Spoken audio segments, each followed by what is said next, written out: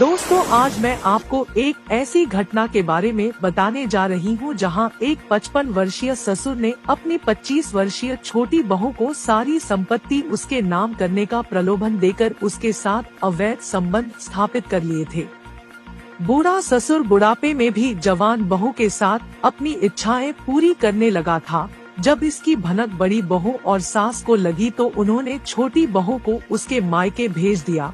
इस बात से ससुर नाराज हो गया और उसने बड़ी बहू और सास को पीट पीट कर घायल कर दिया और दोनों को घर से निकाल दिया। और उसके बाद छोटी बहू के मायके जाकर वापस उसे ससुराल बुला लाया। दोस्तों, जब आप भी इस घटना की पूरी सच्चाई जानेंगे तो आपके भी होश उड़ जाएंगे।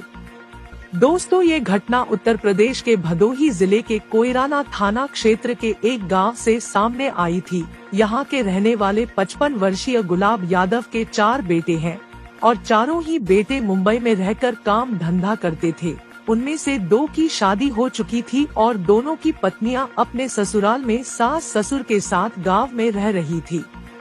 गुलाब यादव के छोटे बेटे राजेश की शादी गोपीगंज क्षेत्र के एक गांव की रहने वाली पूनम नाम की लड़की से 4 साल पहले हुई थी, लेकिन कुछ समय बाद पति पत्नी में अनबन होने लगी, जिसके बाद राजेश भी पत्नी को छोड़कर मुंबई चला गया था।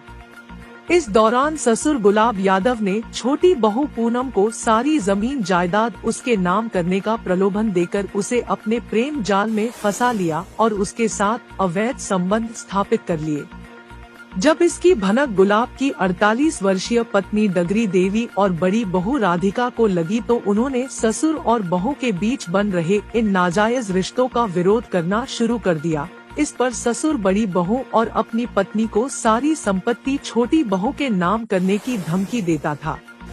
घटना के करीब 1 सप्ताह पहले बड़ी बहू और सास ने मिलकर छोटी बहू को चुपचाप उसके मायके भेज दिया।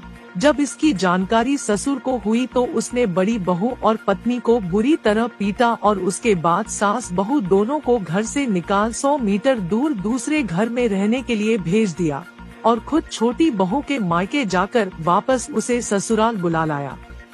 ससुर की इस करतूत के चलते उसकी पत्नी और बड़ी बहू ने उसे रास्ते से हटाने की योजना बना ली। प्लानिंग के तहत 12 दिसंबर की रात करीब 11 बजे बड़ी बहू और सास अपने पुराने मकान में पहुंच गयी, जहां ससुर कमरे में अपनी छोटी बहू के साथ सो रहा था। जेठानी और सास के कमरे में दाखिल होते ही छोटी बहू की आंख खुल गई। सास और जेठानी के हाथ में गड़ासा देखकर वह वहां से भाग निकली और सीधे थाने जाकर पुलिस को सूचना दी कि सास और जेठानी ससुर को मारने के लिए घर आई हैं।